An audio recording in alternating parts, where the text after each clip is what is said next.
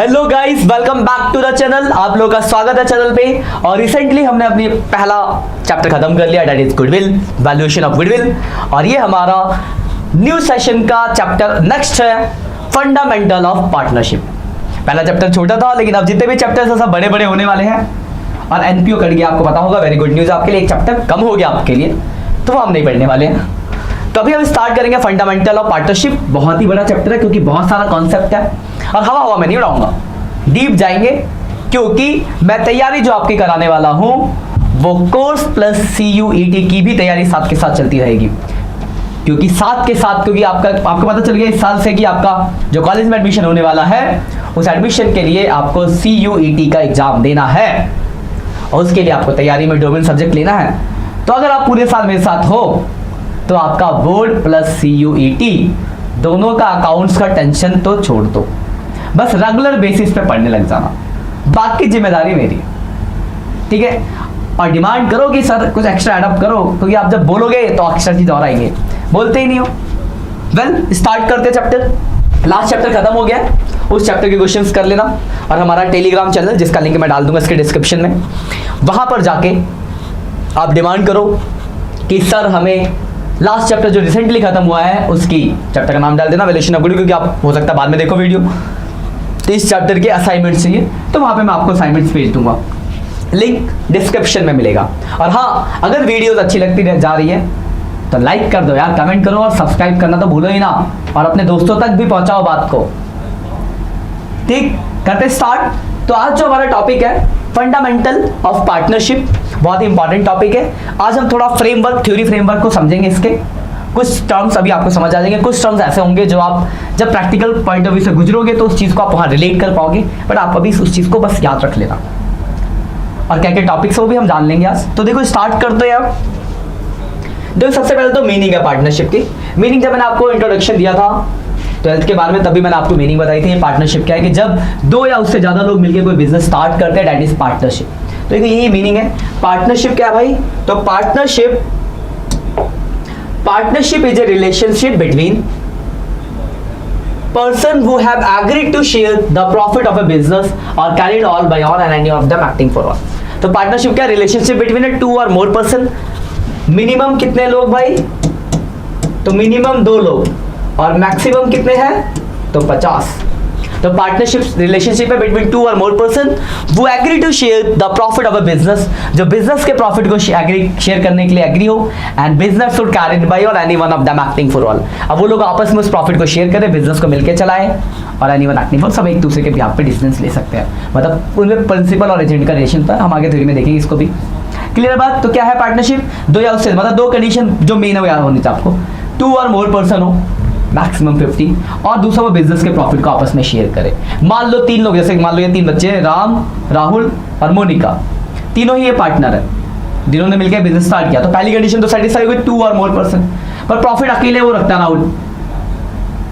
दूसरी condition satisfy नहीं हुई, नॉट पार्टनरशिप।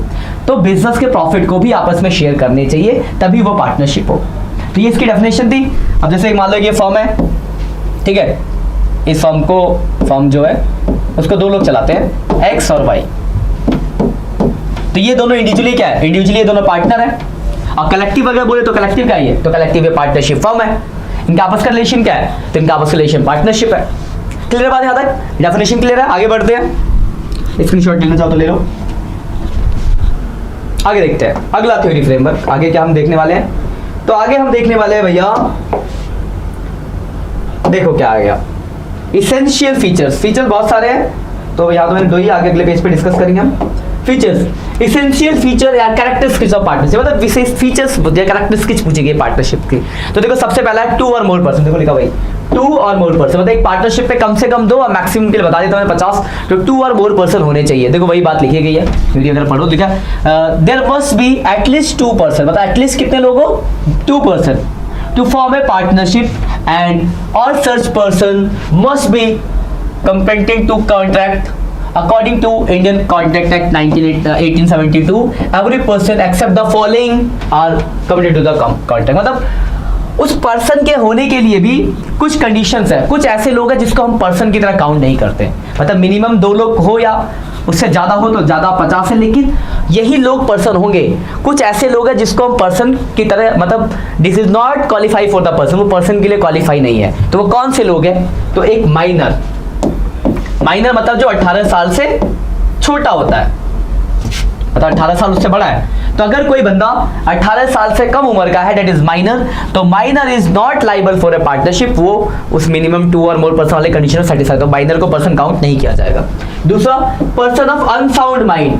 अनसाउंड माइंड मतलब कोई पागल, तो किसी पागल को आप अपने पार्टनरशिप में पार्टनर नहीं बना सकते हो। तो दूसरा, ये भी पर्सन डिस्क्वालीफाई है।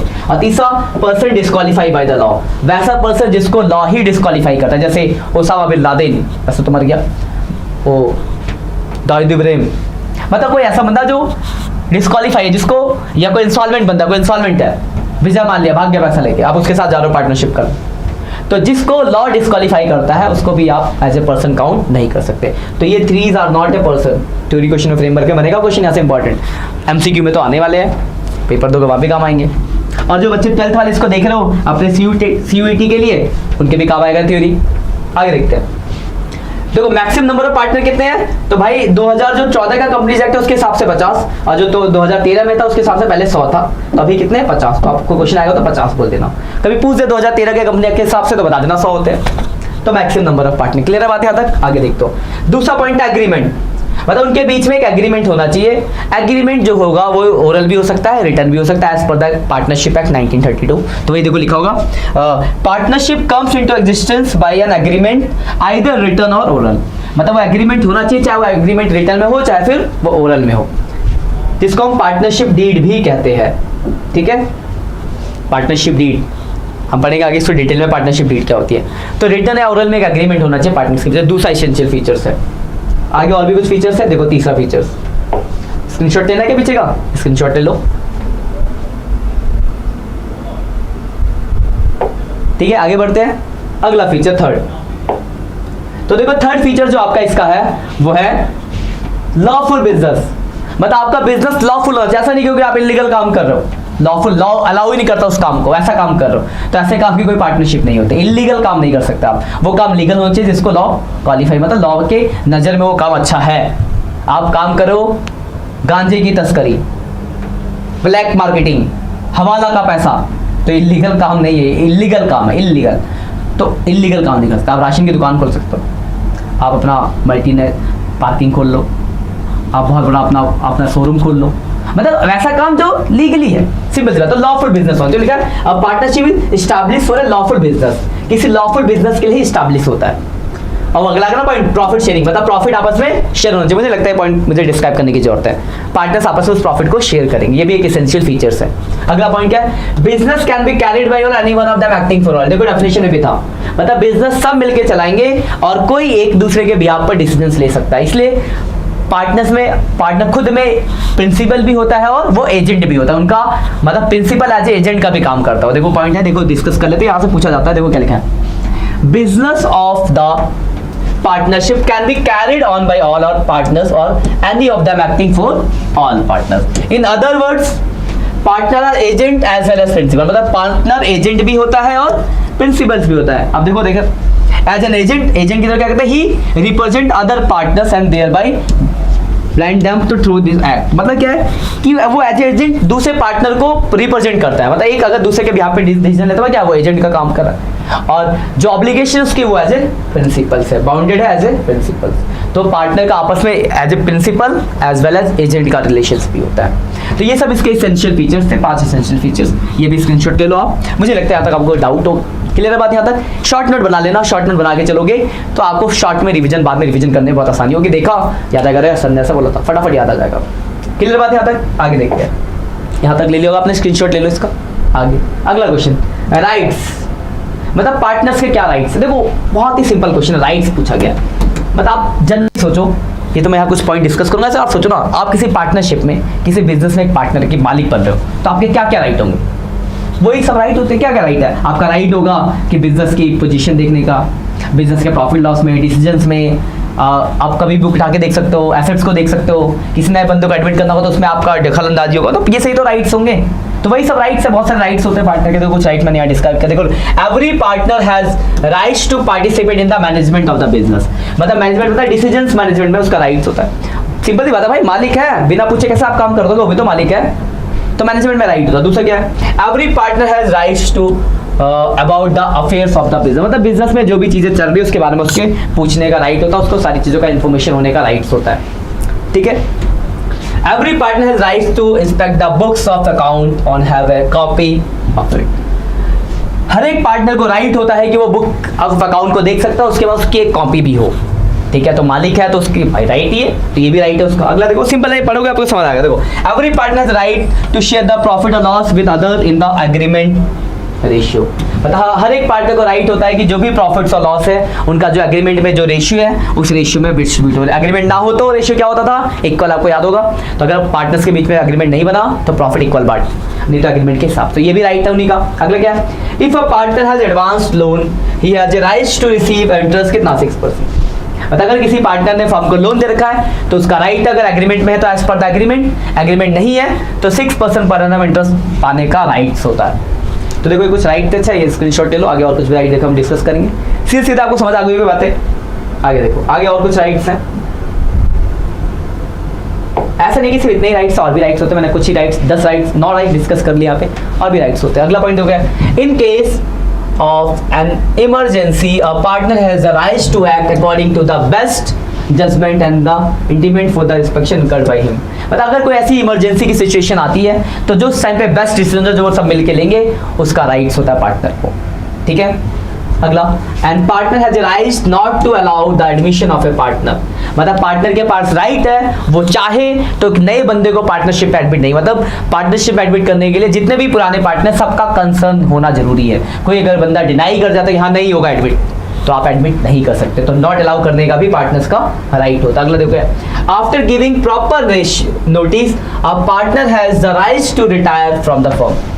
बताइए अगर बंदे को पार्टनरशिप से रिटायर होना है तो प्रॉपर नोटिस देके या एज पर द जो पार्टनरशिप डीड में अगर कुछ लिखा तो उसके हिसाब से अप्लाई करके वो रिटायर हो सकता है, ये पार्टनर का राइट होता है। अगला, if a partner incurred expenses on the business और पे amount for behalf of the firm that partner get the intimate for the paying the made him by them. मतलब अगर एक बंदा, एक पार्टनर कुछ पैसा अपना पर्सनली बिजनेस के लिए खर्चा करता है तो उसके बाद राइट होता है कि वो पैसा वो बिजनेस से ले सकता है। तो ये सब पार्टनर्स के राइट्स है, ठीक है।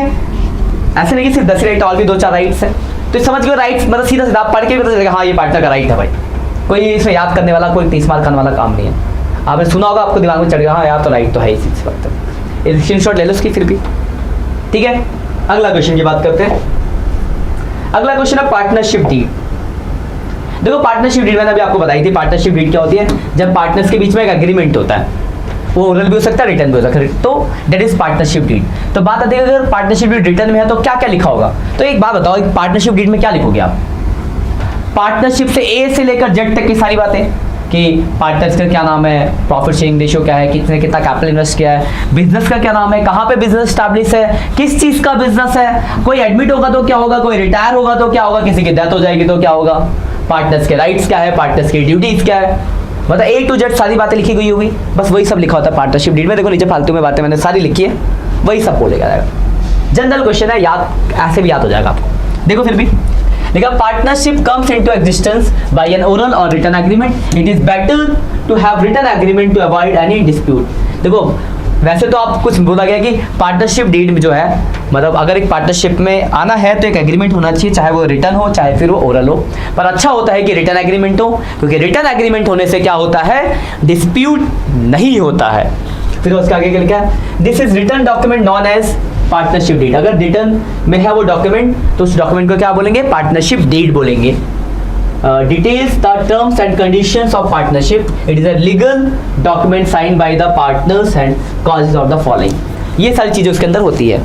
समझ में आ गया कि पार्टनरशिप डीड क्या है। तो पार्टनरशिप डीड बोला पहले तो बताएगी कि देखो भाई अगर आपको पार्टनरशिप में एडमिट होना है तो आपके पास दो ऑप्शन है, या तो ओरल एग्रीमेंट कर लो चाहे रिटर्न एग्रीमेंट कर लो। बट अच्छा होता है कि रिटर्न एग्रीमेंट, तो क्यों, उससे आपके झगड़े खत्म हो जाते हैं, क्योंकि डिस्प्यूट होने के चांस बहुत कम हो जाते हैं, क्योंकि जो बातें लिखी उसके हिसाब से आपको काम करना पड़ेगा। इतनी बात क्लियर है।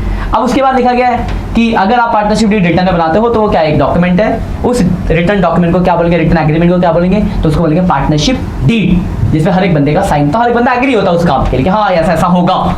अब देखो उसमें क्या क्या बातें होंगी, देखो सबसे पहले लिखा है डिस्क्रिप्शन ऑफ द पार्टनर्स, नाम, descriptions and address of the partner के बारे में बातें होंगी। दूसरा फर्म के नेम, एड्रेस, फर्म के बारे में डिस्क्रिप्शन होगी, फर्म का क्या नाम है, कहाँ पे है, सारी बातें। तीसरा क्या लिखा है principal place of the business, मतलब address of the business, principal place कहाँ पर आपके बिजनेस का। अगला नेचर ऑफ बिजनेस, क्या चीज का आप काम करोगे उस बारे में। अगला कमेंसमेंट ऑफ द पार्टनरशिप, किस डेट से पार्टनरशिप आपकी स्टार्ट हो रही है वो भी लिखा होगा उसमें। कैपिटल कंट्रीब्यूटेड, किसने कितना पैसा इन्वेस्ट किया है, फिक्स या फ्लैक्चुएटिंग है, वो सारी बातें यहाँ पे लिखी है। फिक्स से मेथड से मेंटेन करोगे, फ्लैक्चुएटिंग हम पढ़ेंगे आगे प्रैक्टिकल में कि फिक्स फ्लैक्चुएटिंग क्या होता है, ये सारी बातें क्लियर यहाँ तक। आगे देखो और भी कुछ बातें होती है, देखो यहाँ भी लिखी है हमने कुछ बातें। अगली बात जो है interest on capital, rate of interest allowed to the partner, मतलब इंटरेस्ट ऑन कैपिटल कितना रेट होगा, ना हो तो क्या करते हैं, तो बोलोगे सर नॉट अलाउ होता है अगर रेट ना दिया हो तो पार्टनरशिप डीड अगर होगा तो उसमें रेट दिया होगा, तो जो रेट दिया उतना। इंटरेस्ट ऑन ड्राइंग का रेट ना दिया हो तो नहीं चार्ज होता है, एब्सेंस ऑफ पार्टनरशिप डीड पढ़ा था ना हमने, तो इंटरेस्ट ऑन ड्राइंग का रेट जो दिया उतना इंटरेस्ट देना पड़ेगा। ये सब ये भी उस एग्रीमेंट पार्टनरशिप डीड में लिखा होगा। उसके बाद प्रॉफिट शेयरिंग रेशियो लिखा होगा, कैसे कैसे रेशियो बांटना है, ना दिया हो तो बोलो कमेंट करके बताओ, मैं बताता हूँ क्या करोगे कमेंट, इक्वल, ठीक है, तो रेशियो ना दिया हो तो इक्वली। उसके बाद इंटरेस्ट ऑन लोन का क्या रेट है, पार्टनर लोन ना दिया हो तो 6% पर एनम। रेम्युनरेशन कितना देना पार्टनर को, नहीं बोला तो नहीं देते। गुडविल की वैल्यूएशन कैसे होगी, एसेट्स की वैल्यूएशन कैसे होगी, सेटलमेंट ऑफ अकाउंट कैसे होगा, अकाउंटिंग पीरियड क्या है, अकाउंटिंग पीरियड या तो फाइनेंशियल होगा या फिर कैलेंडर होगा, क्या है आपका पीरियड, राइट्स एंड ड्यूटीज क्या है पार्टनर के, क्या क्या पार्टनर के राइट है, मतलब किस किस में इस पार्टनर का क्या राइट है, किस पार्टनर की क्या ड्यूटी है, वो सारी बातें इस पार्टनरशिप डीड में लिखी होती है, जिससे कि फ्यूचर में इनके बीच में कोई डिस्प्यूट ना हो। इसलिए तो पार्टनरशिप डीड रिटर्न में इसलिए बनाया जाता है कि कल को कोई बंदा पलटे ना, आज तो बोले कि मैं ये करूंगा कल को पलट जाए, लेकिन एग्रीमेंट है तो वो एग्री है करने के लिए, उसके पास हमारा प्रूफ है, देखो भाई तुमने साइन किया था, ये काम तुम करोगे, अब क्यों नहीं कर रहे। तो पार्टनरशिप डीड क्या है, एक रिटर्न एग्रीमेंट है जिसमें ये सारी बातें लिखी होती है, पार्टनरशिप से रिलेटेड ए से लेकर जेड तक सारी बातें। क्लियर हो गया तो आपको पार्टनरशिप डीड, ठीक है। आगे बढ़ते हैं, इसका भी ले लो स्क्रीनशॉट आप। अगली थ्योरी की बात करते हैं, इंपॉर्टेंस ऑफ पार्टनरशिप डीड, यानी अगर आपने पार्टनरशिप डीड बनाई है तो क्या फायदे होंगे आपको। देखो साफ सीधी सी बात है, पार्टनरशिप डीड बना लोगे तो क्या होगा, आपको पार्टनर्स के बारे में पता होगा किसके क्या काम है, किसकी क्या राइट्स है, और कभी डिस्प्यूट नहीं होगा। देखो ये दो पर्टिकुलर क्या है, in covers the rights, duties and liabilities of the each partner, आपको हर एक पार्टनर के बारे में लायबिलिटीज, ड्यूटीज और उसके बारे में पता होगा। देखो लिखा ऊपर पढ़ लो, देखो partnership deed is an important legal document which define relations among the partners. It is important to have written partnership deed so that dispute do not arise. In case they still arise, they can be resolved on the basis of the partnership deed. It is useful because मतलब क्या लिखा है कि अगर partnership deed होगी, एक return agreement होता है, तो इससे फायदा ये होता है कि पार्टनर्स के बीच में डिस्प्यूट अराइज नहीं होगा। अगर डिस्प्यूट अराइज होता भी है तो एग्रीमेंट के हिसाब से उसका सॉल्यूशन निकल जाएगा। अब देखो दो मेन, सबसे पहला वही कि पार्टनर को उसका राइट, ड्यूटीज एंड लायबिलिटीज के बारे में पता होगा, और अगर डिस्प्यूट अराइज होता है तो अमंग द पार्टनर है settle on the basis of the partnership deed written agreement. तो अगर कोई डिस्प्यूट हो भी जाता है तो जो रिटर्न एग्रीमेंट है उसके हिसाब से वो सेटलमेंट कर लेंगे, क्योंकि बात लिखी गई है, ऐसे ही करना है आपको, वही करना पड़ेगा, ठीक है। तो ये इसके इंपॉर्टेंस है, मतलब पार्टनर को अपने काम, ड्यूटी, लायबिलिटी सब पता होगा, और कल को कोई डिस्प्यूट होता है तो उसका सॉल्यूशन भी वो पार्टनरशिप डीड है। तो ये इसके इंपॉर्टेंस है, फायदा है पार्टनरशिप डीड बनाने का, ठीक है। इसका भी स्क्रीनशॉट ले लो। आगे बढ़े, आगे देखते हैं। मजा आ रहा है ना, गुड। अब रुक के थोड़ा सा कमेंट कर दो एक मजा आ रहा है तो, ठीक है, फिर आगे कंटिन्यू करते हैं। करो फटाफट करो, गुड। अगला क्वेश्चन है सब important provisions for the Indian partnership act 1932। देखो कुछ बातें आपको पता होनी चाहिए, यहाँ से छोटे मतलब टर्म्स पूछ दिए तो पता हो आपको। पहला देखो क्या है, if all the partners agree, अगर सब पार्टनर एग्री है तो minor may be admitted for the benefits of partnership. ये सेक्शन 30 में लिखा है। क्या लिखा है पार्टनरशिप एक्ट के सेक्शन 30 में, कि अगर हर एक पार्टनर, मतलब जितने भी पार्टनर पार्टनरशिप में है, अगर वो सब एग्री है तो एक माइनर को हम पार्टनर बना सकते हैं ओनली फॉर बेनिफिट्स, मतलब लॉस में उसका कोई हिस्सा नहीं होगा, सिर्फ फायदे में ही उसका हिस्सा होगा। तो अगर सब पार्टनर चाहे, अगर एग्री है, तो एक माइनर जो कि 18 साल से कम उम्र का है उसको भी हम पार्टनर बना सकते हैं, बट ओनली फॉर बेनिफिट्स। किस में लिखा है? सेक्शन 30 में। क्लियर है पहला पॉइंट। दूसरा, ये छोटे छोटे पॉइंट से क्वेश्चन पूछते हैं। अगला, a person may be admitted as a partner either with the concert of all partner existing partner और in accordance with the agreement among the partner. Section 31। Section 31 में क्या लिखा है कि एक नए बंदे को अगर आपको एडमिट करना है तो जितने भी पुराने पार्टनर है उन या तो वो सब एग्री हो, वो सब एग्री है, या फिर अगर आपने पार्टनरशिप डीड बनाई है तो पार्टनरशिप डीड में जो कंडीशन है वो कंडीशन अगर आप सेटिस्फाई करते हो तो आप एक नए बंदे को पार्टनरशिप में एडमिट कर सकते हो। मतलब हर एक पार्टनर का कंसर्न होना जरूरी है। अगला सेक्शन कौन सा? 31 इसका। Partner may retire from the firm either with the consent of all the other partners और the accordance with the agreement among the partner. Section 32 क्या लिखा है कि अगर किसी बंदे को रिटायर होना है, या तो हर एक बंदा मतलब अगर डीड नहीं है तो हर एक बंदा एग्री हो उसके लिए, क्या चाहो रिटायर हो जाओ, मतलब उसको पहले अपना नोटिस देना पड़ेगा कि मैं रिटायर होना चाहता हूँ, या फिर डीड है तो डीड में जो लिखा है रिटायरमेंट के लिए क्या क्या कॉम्प्लेंस बताते हैं, रिटायर होगा ऐसा ऐसा होगा, तो वो सारी चीज अगर फुलफिल करता है तो वो रिटायर हो सकता है। सेक्शन 32। अगला, registration of the firm under the partnership act 19 optional and not compulsory. Section 69 मतलब क्या है कि अगर आप पार्टनरशिप में स्टार्ट करो तो आपका रजिस्ट्रेशन कराना कंपलसरी नहीं, आपका ऑप्शनल, आपकी मर्जी, आप रजिस्ट्रेशन कराओ या मत कराओ पार्टनरशिप एक्ट के हिसाब से। अगला, unless otherwise agreed by the partners in the partnership deed, a firm is dissolved on the death of a partner। Section 35 में लिखा है इसके बारे में कि मगर अगर पार्टनरशिप डीड में लिखा है तो ठीक है, वरना अगर कोई डेथ होता है तो फर्म क्या हो जाएगा? आपका डिसॉल्व हो जाएगा, मतलब क्लोज कर देना फर्म। ठीक है, ये सारी कुछ थ्योरीज थी। आगे देखते हैं इसके बाद, इसका भी स्क्रीनशॉट लेना, कुछ इंपॉर्टेंट टर्म्स थे। अब अगला है, ये वाला पॉइंट भी समझ लो, ये थोड़ा पॉइंट आप बाद में अच्छे से समझ पाओगे, फिर भी थोड़ा सा समझ लो क्या है। Charge against profit and appropriation of profit में क्या डिफरेंस है? चार्ज अगेंस्ट प्रॉफिट का मतलब है कि वो चीजें जो आपको चाहे प्रॉफिट हो चाहे लॉस हो आपको देना ही देना है। जैसे अगर मेरा ये स्टूडियो तो इसका रेंट है, देना पड़ेगा। इसका यहाँ पे मैंने स्टाफ रखा, उसकी सैलरी देनी पड़ेगी। तो ये सब क्या है? चार्ज अगेंस्ट प्रॉफिट है। लेकिन मान लो यहाँ पे हमें दो पार्टनर है तो उनकी सैलरी देनी है, तो पार्टनर्स में सैलरी या कमीशन जो देना है मतलब पार्टनर्स को अलाउ करना है, तो वो तो तब होगा जब मुझे हमें प्रॉफिट होगा फर्म को, तभी तो पार्टनर आपस में अलाउ करेंगे, interest capital, partner salary, partner commission. तो क्या है, तो वो चीजें जो कंपलसरी है, चाहे प्रॉफिट हो चाहे लॉस, आपको देना है। That is charge against profit. मतलब चार्ज अगेंस्ट प्रॉफिट का मतलब है कि अगर कोई चीज चार्ज अगेंस्ट प्रॉफिट है तो चाहे आपको प्रॉफिट हो चाहे आपको लॉस हो, वो सब आपको अलाउ करना ही करना पड़ेगा। अगर एप्रोप्रिएशन ऑफ प्रॉफिट है तो अगर प्रॉफिट होगा तो ही आपको वो चीज देनी होगी, लॉस के केस में अलाउ करने की जरूरत नहीं है। तो देखो नीचे लिखा गया, payment made or due to a partner may be charge against profit. वो चार्ज अगेंस्ट प्रॉफिट भी हो सकता है और एप्रोप्रिएशन ऑफ प्रॉफिट भी हो सकता है।